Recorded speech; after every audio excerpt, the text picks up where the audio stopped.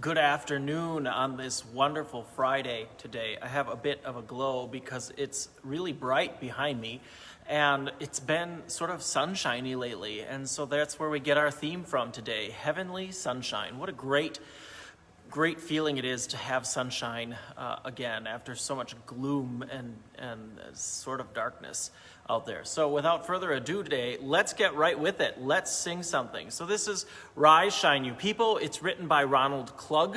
Ronald was born in Milwaukee. He was educated at Dr. Martin Luther College in New Ulm, Minnesota, and worked in various Lutheran circles, and then for a while at Augsburg Publishing House, which is the ELCA publishing branch.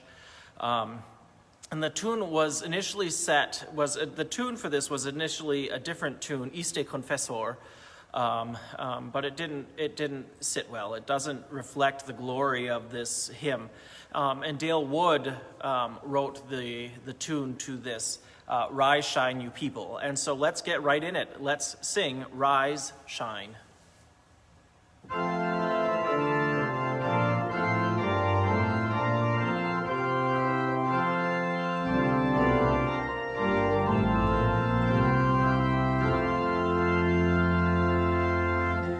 Rise, shine, you people, Christ the Lord has entered.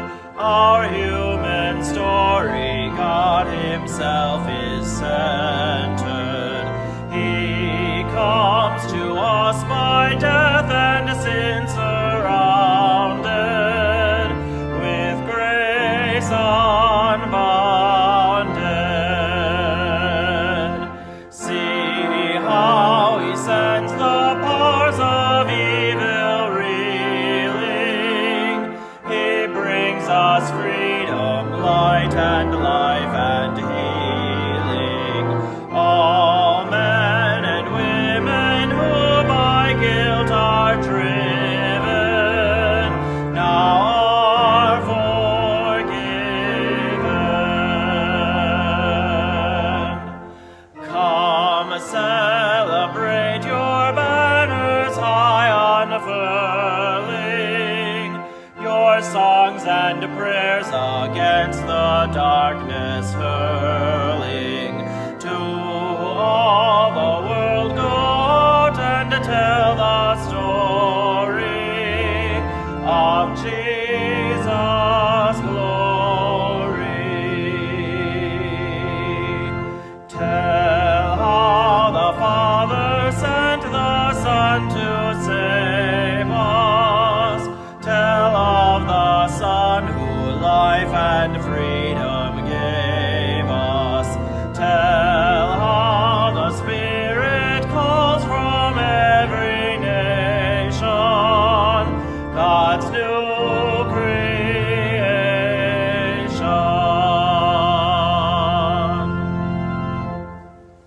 Rise, shine. Isn't that great? We have this wonderful light streaming in the windows behind us and shining in, and it just brings a feeling of happiness and goodness today. As you can tell, and maybe you didn't notice right away, I'm at the organ today.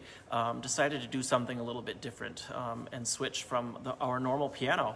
So here we are at the great organ overlooking the balcony to the light streaming in, celebrating heavenly light.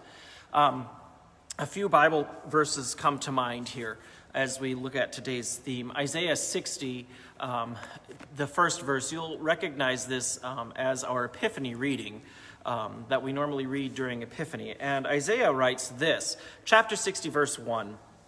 Arise, shine, for your light has come, and the glory of the Lord has risen upon you. For darkness shall cover the earth, and thick darkness the peoples. But the Lord will arise upon you, and his glory will appear over you. Nations shall come to your light, and kings to the brightness of your dawn. What joy and grace, and goodness we have from that message. There's so much joy and happiness in that light that comes. And then from Luke chapter 4, let me get my page here.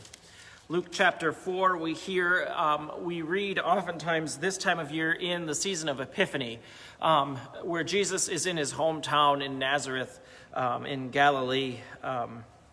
And he goes into the synagogue and he opens up the scroll and he says, he reads this portion from Isaiah, which is Isaiah 4.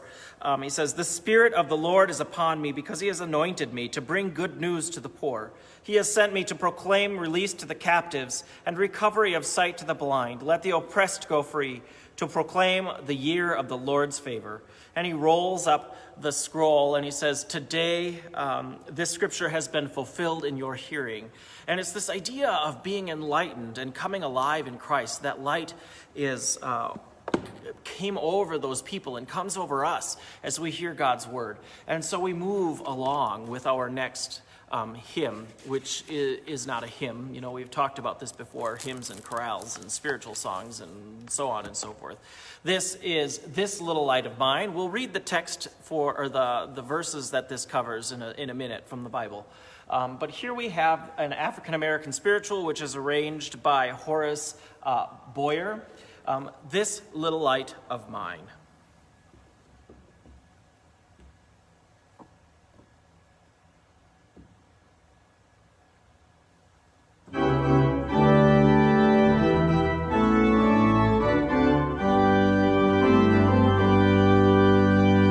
This little light of mine, I'm gonna let it shine. This little light of mine, I'm gonna let it shine. This little light of mine, I'm gonna let it shine. Let it shine, let it shine, let it shine.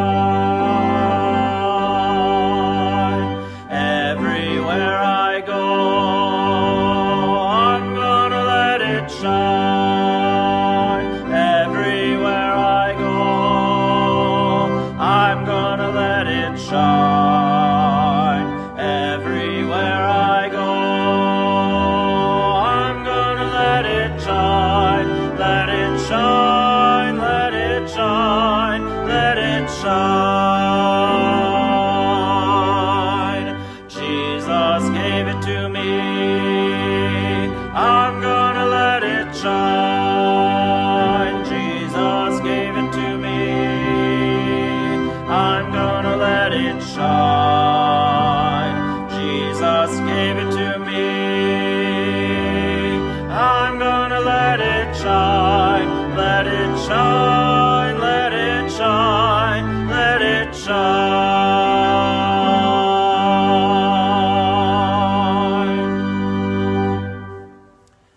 This little light of mine, God gives us this great gift of light. We see it all the time when we read the scriptures, and even as we go throughout the church year, there are different references to darkness and light and Christ coming into the world, not only at Christmas, but in many and various ways. And so this text for this African-American spiritual, we can see more fully in the Gospel of Matthew, chapter 5, verse 16. The section that this comes from in Matthew, in my Bible and in other Bibles, often refers to this section as salt and light. It starts out in chapter 13, or verse 13. "If you are salt of the earth, but if salt has lost its taste, how can its saltiness be restored?" And so it's that section that we're looking at now. And then we have Matthew 5. We're going to start with verse 14. Matthew writes, "You are the light of the world. A city built on a hill cannot be hidden. No one, after lighting a lamp, puts it under a bushel basket, but on a lampstand, and it gives light to all in the house. In the same way, let your light so shine before others, so that they may see your good works and give glory to your Father in heaven." And that verse you will probably remember from baptism. Maybe not your baptism. I don't remember my baptism. But you might remember that verse when we give the light from the Easter candle. We take that light and we take it off of the Easter candle because it's symbolic of Christ rising in us. We don't take it off of another candle. It comes from that Easter candle, that new light that is lit at the Easter vigil and then all throughout the Easter season. We get our light from baptism in the new light of Christ that comes because Christ rose for us and Christ died for us. And so that's where that comes from. And there's no better reason to celebrate or way to celebrate than with joy and happiness. And so we move on now to another hymn called Light Dawns on a Weary World. It's by Mary Louise Bringle, who is living and well and writing hymns. This was written in 2001 for a gathering of the Hymn Society of the United States and Canada. And so a minister wrote or had this tune. It was written in 2000 without words. So here's a case that the tune comes before the text. And at a meeting, the tune was played, just the melody was played.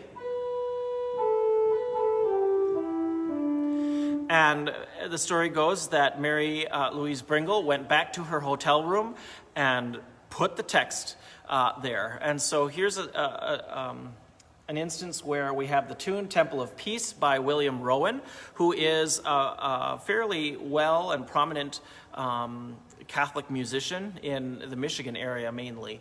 But other areas as well, had this tune, and Mary Louise Bringle brings this text to it in 2001. And it's a great gift, this idea of light dawning on the world, but then also love and hope. And then we have the refrain each time: the trees shall clap their hands, the dry lands gush with springs, the hills and mountains shall break forth with singing. We shall go out in joy and be led forth in peace, as all the world in wonder echoes shalom.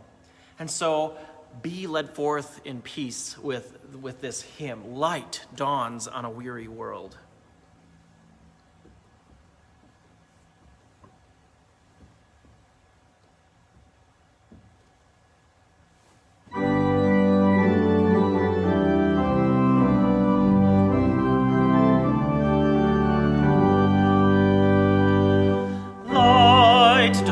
On a weary world, when eyes begin to see all people's dignity, light dawns on a weary world. The promised day of justice comes. The trees shall clap their hands, the dry lands gush with springs, the hills and mountains shall break forth with singing. We shall go out in joy and be led forth in peace, as all the world in wonder echo shalom.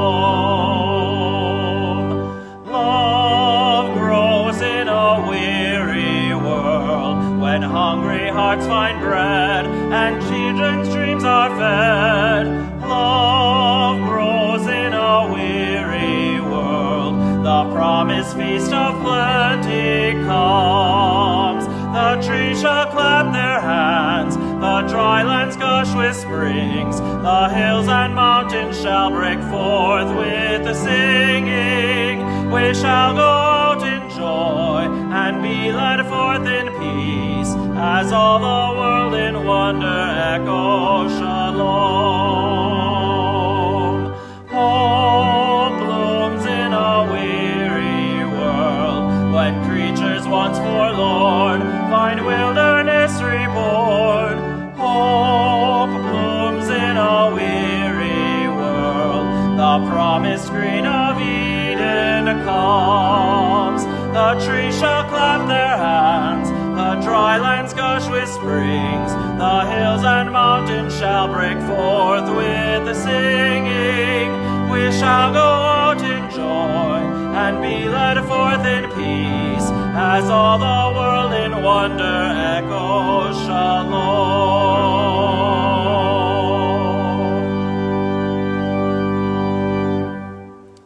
Light grows. It's a great text to think about, especially these days when it just seems like everything just seems to be dragging on, and depression wants to be knocking at your door. The evil one is right there, right? Every day. Just do something. You've got to do something. You've got to get up and get moving. This isn't right. This isn't right. You know, how many times might we hear that? You know, this pandemic has dragged on for a year, and it can seem like it's not going anywhere fast. or fast enough. And so the devil finds his way in to make the darkness expand and depression grow. And yet through all of this, light grows, as Mary Louise Bringle writes in that first line. Light grows or dawns on a weary world when eyes begin to see all people's dignity. So when we look and we find that we can still do what we are called to do, that light just grows and becomes brighter, just like this wonderful light that's streaming in through the windows. And you can just barely see the robes on, I think that's Mary, weeping in the garden there. What a wonderful thing, this light and this joy that it brings. This next hymn, Praise the One Who Breaks the Darkness. I was 3 years old when this was written in 1986. It was written by Rusty Edwards, and it's been in 10 hymnals since it was published. Now, I know you're saying, well, Matt, that's not a lot of hymnals.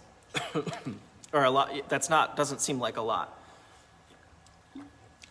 But in hymnals, it is. Think about that for a second. The LBW was published in, 76, I think? Before that, in the SBH, the Service Book and Hymnal, was published in the 50s. There's a long span between hymnals. And so for it to be published in 10 hymnals, that's a big deal. That's a lot of hymnals since 1986. And Rusty Edwards writes this about the hymn. It is astounding how much Jesus did in such a brief earthly ministry. Yet more astounding is how God's blessing and saving acts continue on through Christ. How can we do other than praise this light in the darkness? And that's so true. How can we do any other but praise the light that comes to us each and every day? The tune you'll recognize is an American shape note hymn with the name of Nettleton. So here we have Praise the One Who Breaks the Darkness.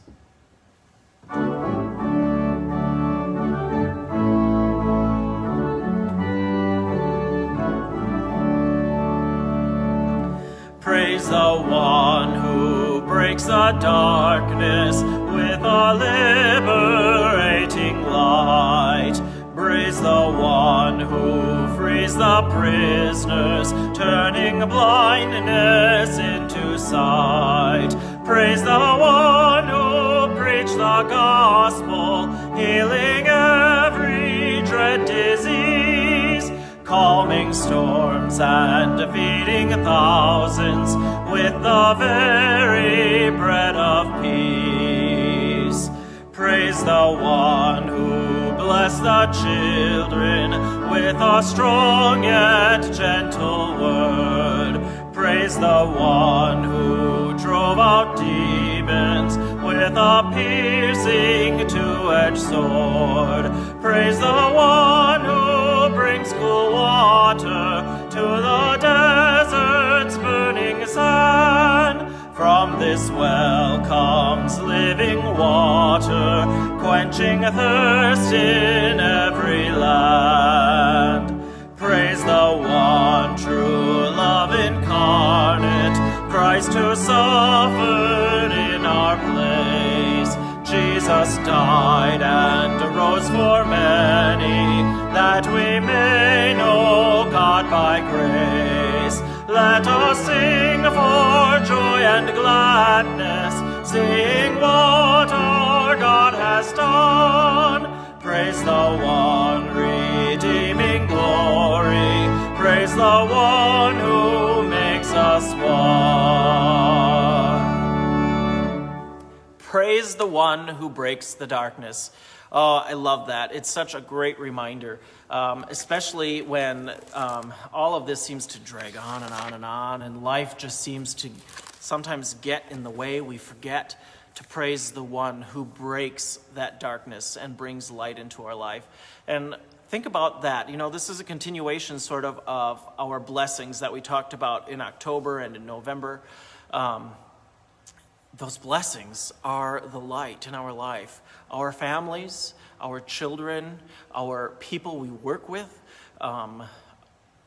the people you meet on a street, you know they're smiling. You know, I remember early on in the pandemic, we won't be able to tell if people are smiling, but you can tell.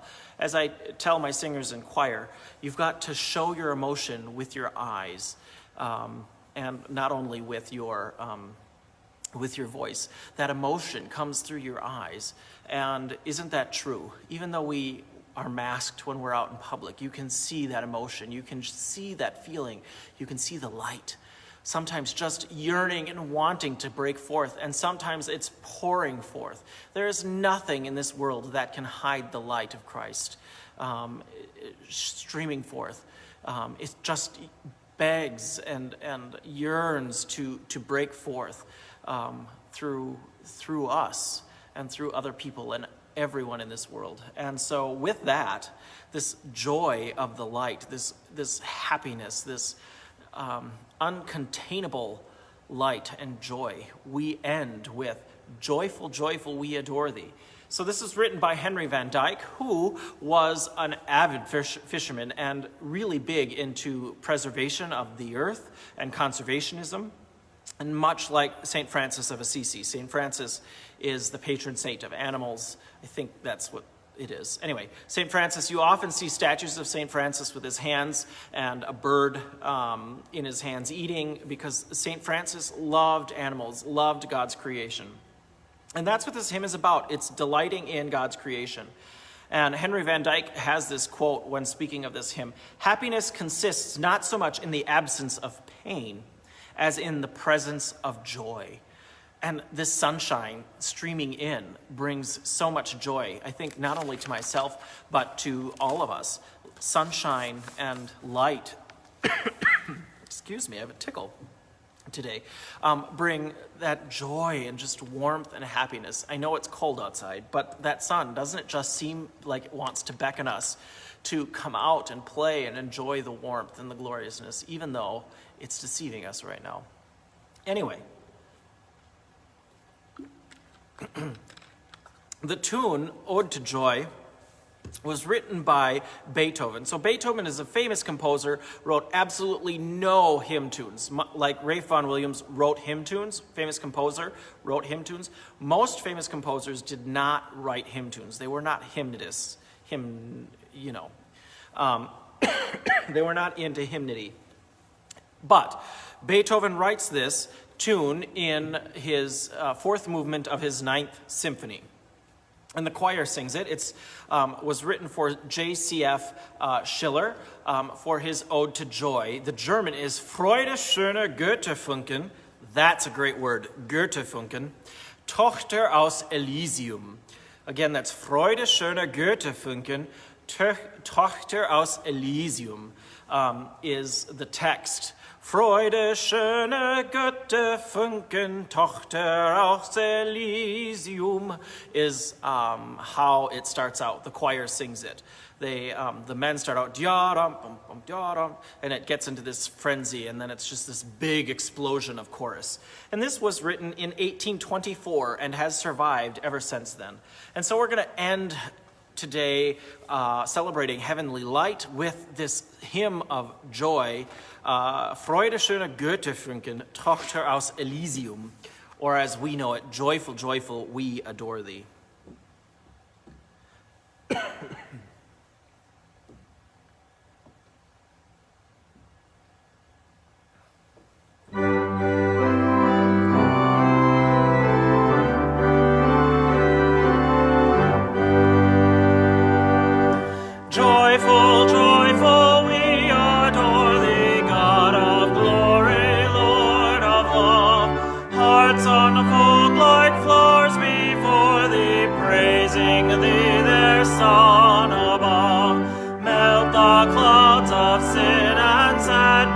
Drive the gloom of doubt away. Giver of immortal gladness, fill us with the light of day. All thy works with joy surround the earth, and heaven reflect thy rays. Stars and angels sing around thee, center of unbroken praise. And forest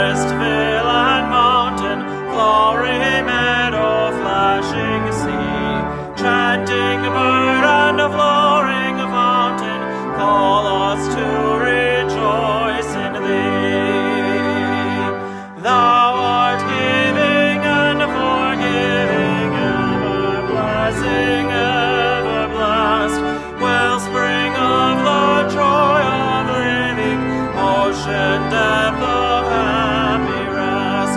Thou, our Father, Christ our brother, all who live in love are thine. Teach us how to love each other, lift us to the joy divine.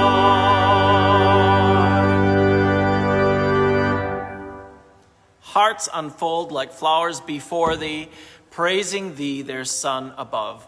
Joyful, joyful, we adore thee. What a great text to end this week and to start the weekend. I hope that you have a wonderful, wonderful weekend and that you find God's blessings of light in your life, your family, your children, your church. Even when we're apart, there's still so much that we can be thankful for, and that message of light still comes through because the gospel is being preached. The gospel is being acted out every day by you and by me and by Pastor and everyone in our families. And so have a wonderful rest of your Friday. Dwell in this light. Live in the light. Nourish it and relish it and just love it and claim it as your own and share that light with others. So until we meet again on Sunday or next week, peace be with you, my friends, and we'll see you. Bye-bye.